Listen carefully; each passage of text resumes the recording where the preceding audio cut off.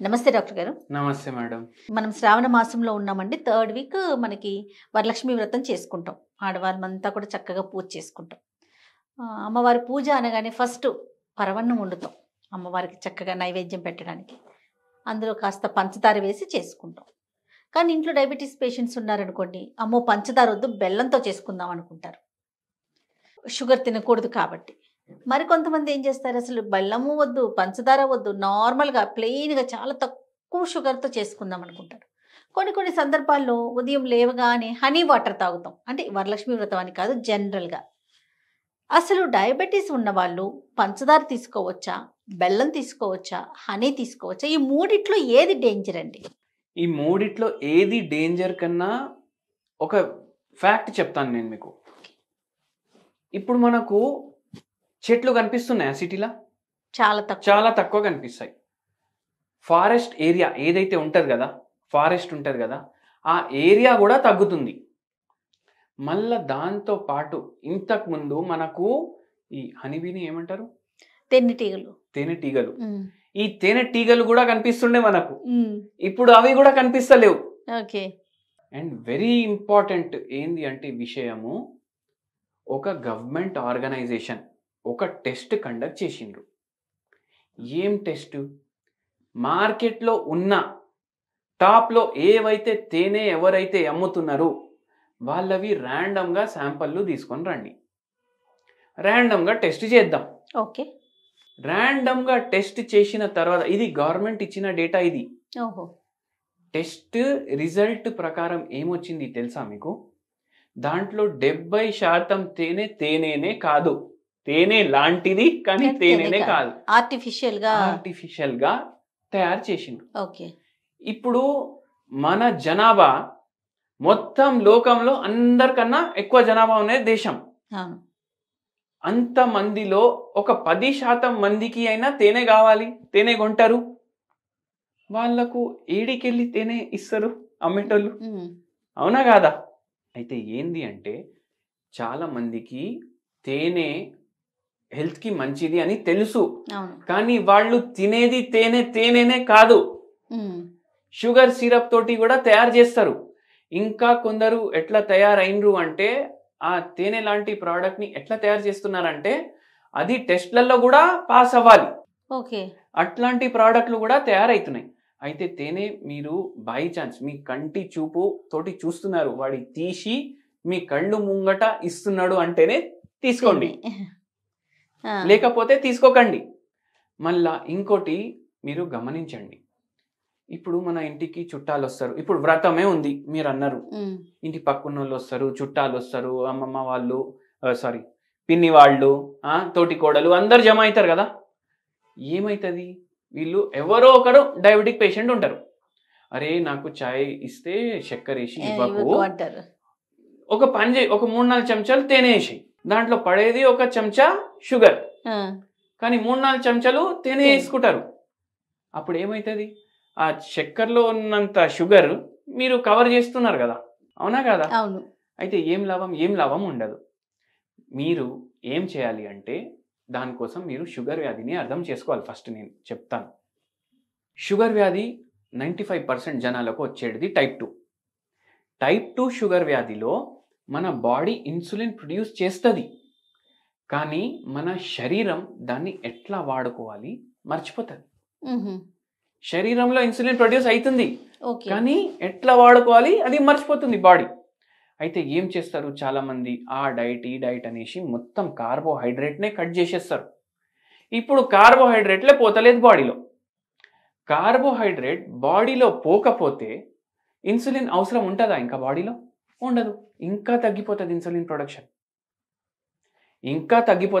Production. అయితే మనం sugar వ్యాధికి పూర్తిగా నయం చేస్తాము. మనం ఏమంటామంటే, మొత్తానికి కార్బోహైడ్రేట్ వదలొద్దు. ఇడ్లీ తినాలనిపిస్తుందా తినండి, గులాబ్ జామున్ తినాలనిపిస్తుందా తినండి, పాయసం తినాలనిపిస్తుందా తినండి, కానీ వండుకునేటప్పుడు చక్కెర మీరు చాలా తక్కువ వేసుకోండి. ఓకే. మీరు చాలా తక్కువ చక్కెర వేసుకుంటే ఆటోమేటికలీ దాంట్లో ఉన్న చక్కెర క్వాంటిటీ తగ్గితే మీ బాడీ లోపలికి పోయే ప్రాసెస్డ్ షుగర్ కూడా తగ్గుతుంది. అన్నిటికన్నా డేంజరస్ ఫుడ్స్ ఈ లోకంలో ఉన్నాయి అంటే ప్రాసెస్డ్ ఫుడ్స్. ఎట్లా? ఇప్పుడు చెరుకు రసం ఉంది, ఫ్రెష్గా ఆడు తీసి మీ చేతిలో పెడతాడు. కొందరు బాటిల్ ప్యాక్ చేసుకొని ఇంటికి వస్తారు, 15 నిమిషాల్లో కన్జ్యూమ్ చేయాలి అది. అవునా కదా? లేకపోతే ఏమైతుంది, గంటన్నర తర్వాత అది పాడైపోతుంది. ఇదే దాంతో ప్రాసెస్ చేసి బెల్లం తయారు చేస్తారు. తాటి బెల్లం, ఏ బెల్లం అన్నా ఒక బేసిక్ ఫ్రూట్ తోటి ప్రాసెస్ చేసి తయారైతుందా కాదా? అవును. ఈ బెల్లం మీరు మీ ఇంట్లో ఫ్రిడ్జ్లో పెట్టకుండా బయట పెడితే ఒక 15 రోజులు ఉంటుంది. అవునా కాదా? అంటే తక్కువ ప్రాసెసింగ్ అయింది ఉంటుంది 15 రోజులు. దాని తర్వాత దాని మీద కొంచెం ఫంగస్ డిపాజిషన్ అవి ఇవి కనిపిస్తాయి మనకు. అదే చక్కెర ఏదైతే మనం తీసుకుంటాము అది 15 నెలలు కూడా ఖరాబ్ అవుతుందా కాదా? మీరు చెప్పండి. అవ్వదు కదా? అంటే హైలీ ప్రాసెస్డ్, అది షుగర్ హైలీ ప్రాసెస్డ్. అటువంటివి మనం అవాయిడ్ చేయాలి. ఓకే. బెల్లం వేసుకుంటారు, వేసుకోండి, అది కూడా. ఇప్పుడు షుగర్ ఇంత డ్యామేజ్ చేస్తుంది అంటే బెల్లం ఏమో ఇంత డ్యామేజ్ చేస్తుంది. డ్యామేజే కానీ కొంచెమైనా పోతుండాలి మన బాడీలో. ఎందుకు? మెంటల్ సాటిస్ఫాక్షన్ కూడా ఉండాలి మనిషికి. మెంటల్ సాటిస్ఫాక్షన్ లేకపోతే కూడా రోగాలు పెరుగుతాయి. అయితే కొద్దిగా బెల్లం యాడ్ చేసుకోండి, చాయ్లో కానీ పాయసంలో కానీ. స్వీట్స్ తింటే కూడా బెల్లం స్వీట్లు ఇప్పుడు బాగా ట్రెండింగ్. అవునా కాదా? అయితే అవి తీసుకోండి మీరు, కానీ మీరు సొంతంగా ఇంట్లో ప్రిపేర్ చేసుకోండి. మీరు సొంతంగా ప్రిపేర్ చేసేటప్పుడు మీరు ఎంత చక్కెర వాడతారు దానికన్నా సగం క్వాంటిటీ మీరు బెల్లం వాడండి. అండ్ లిమిట్లో తినండి. పాయసం మా అమ్మ చేసింది, నాకు షుగర్ వచ్చినా సరే నేను తింటా. ఇప్పుడు ఎప్పుడో ఒకసారి కదా తినేది, ఇంట్లోనే కదా. ఇప్పుడు పండుగ ఉంది ఇవాళ కూడా తినకపోతే ఏం పండగ అనేసి మైండ్లో పెట్టుకోకండి. తినండి, కానీ జాగ్రత్తగా తినండి, లిమిట్లో తినండి. స్వీట్ని స్వీట్ లాగా తినండి, రైస్ లాగా తినకండి.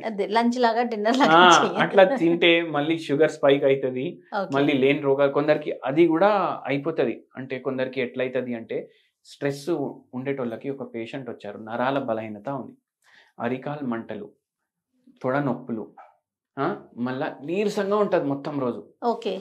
ఏంది ఎందుకు అంటే స్ట్రెస్ ఉంది బాగా. పిల్లలు పెళ్ళిళ్ళు అయిపోయినాయి, మా పిల్లలకి పిల్లలు లేరు, ఇంకా అబ్బాయికి పిల్లలు లేరు, అమ్మాయికి పిల్లలు లేరు, అది టెన్షన్. ఇప్పుడు స్ట్రెస్ ఈటింగ్ అనేసి ఒక పదం ఉంటుంది.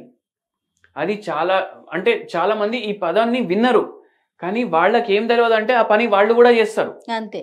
స్ట్రెస్ లో రాగానే మనం ఏం చేస్తాం, ఏది ఇష్టం ఉంటే తింటాం. చాలా మందికి స్వీట్లు ఇష్టం ఉంటాయి. నేను కంట్రోల్ చేసుకోలేకపోతున్నా డాక్టర్, నేను డార్క్ చాక్లెట్ కూడా తెప్పించుకొని బార్ తినేస్తున్నా. షుగర్ 350 ఉన్నా ప్రాబ్లం ఉంటలేదు, నాకు 400 ఉన్నా ప్రాబ్లం ఉంటలేదు.